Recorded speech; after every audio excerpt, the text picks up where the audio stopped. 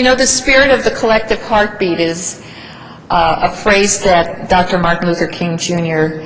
Often spoke. And when I heard Mr. Morgan say that about how we're truly a multilingual and a multicultural organization, I couldn't help but think about the collective heartbeat that is running through this conference, and how I know that collective heartbeat is only going to intensify as we hear the words of our keynote speaker. At this point, it is my great pleasure to introduce Tipper Gore, today's keynote speaker. When I had the opportunity to again decide, and all ACA presidents have the opportunity to indicate who they would like as a keynote speaker or speakers, Tipper Gore was at the top of my list. And as I tell you a little bit more about her and her work in the area of mental health and children and family, and then when you hear from her, I'm sure you'll be convinced about why it was important to bring her here and to hear her message. Tipper Gore has been a tireless advocate in eradicating the stigma associated with mental health services, our work. She's been long an industrious, she's had a illustrious career, illustrious and industrious career, advocating for those less fortunate, for those seeking help, for those who are challenged with life's burdens, and who really are the most vulnerable in our society. Tipper Gore has been a special advisor to the Interagency Council on the Homeless. She is the co-founder of the advocacy group for families, for the homeless, and she founded the Tennessee Voices for Children more than 15 years ago. In addition to all of this, she has found the time to write books, publish photographs, and describe the human condition, traveling throughout the world to speak on issues related to mental health and homelessness and the violence in the media. If you happen to Google Tipper Gore, you will just be amazed with all of the information that you will come up with about what she has written, her photography, and again, her mission to advocate on behalf of those less fortunate. Add to this that she is a wife, mother, and grandmother, and I think that the term multitasking takes on a whole new meaning when describing Tipper Gore. I remember hearing of an interview when Tipper Gore was asked how she and her husband, former Vice President Al Gore, were able to do such extraordinary things. She replied that they were simply ordinary people in extraordinary situations. I think that completes the picture of someone who is so humble about what she does, yet has made such an impact on our society. Please welcome to the stage a true friend and advocate of the counseling profession, Tipper Gore.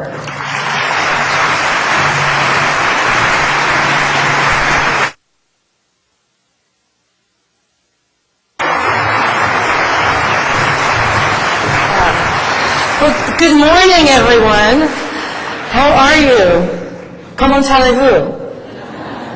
Bien, j'espère. I love to practice my French. What a crowd, and it's really an amazing gathering. You all should be extremely excited to come together for all of this. I know I want to thank Patricia for that wonderful introduction and for all the good work that she has done, and I want to thank each and every one of you for all of the good work that you do. I know how very important it is, and it's really an honor for me to be here. I deeply feel that. To be here with both the ACA and the CCA, and I think it's wonderful that you've joined together. So again, my gratitude to you for letting me be a part of what is a very important meeting. And as you will see later in my presentation, professional counselors have a very, very special place in my heart.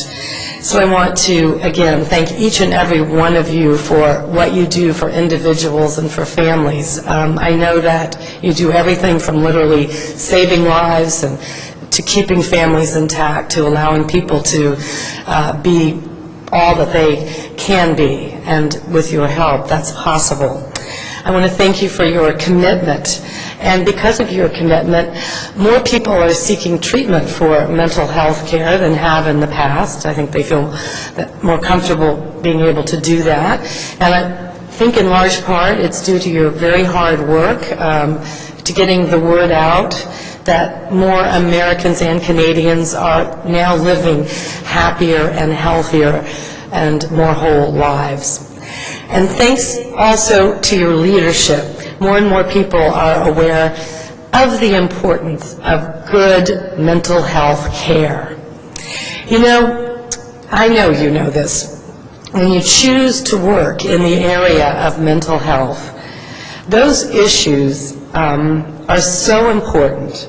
And when you care about the people that those issues affect, you are not choosing an easy road in life. I think you might agree with me.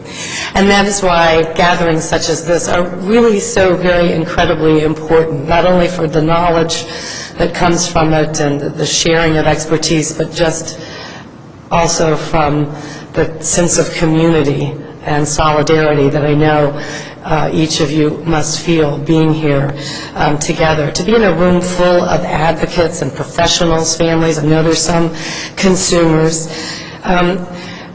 who create a community that is very unique, unlike anything else, and that sense of solidarity is probably what often gets us through the very tough times that all of us have to cope with. But I think it's also very important, as we think about tough battles, to think about the victories that we have achieved, because there have been many victories as well, whether it's the individual or whether it's something that you believe in as an issue that is being moved forward within the mental health community.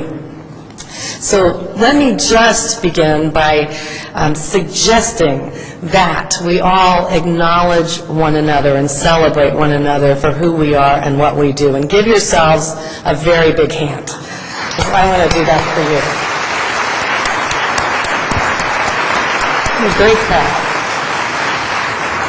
crowd. Okay. I know sometimes we don't do that enough.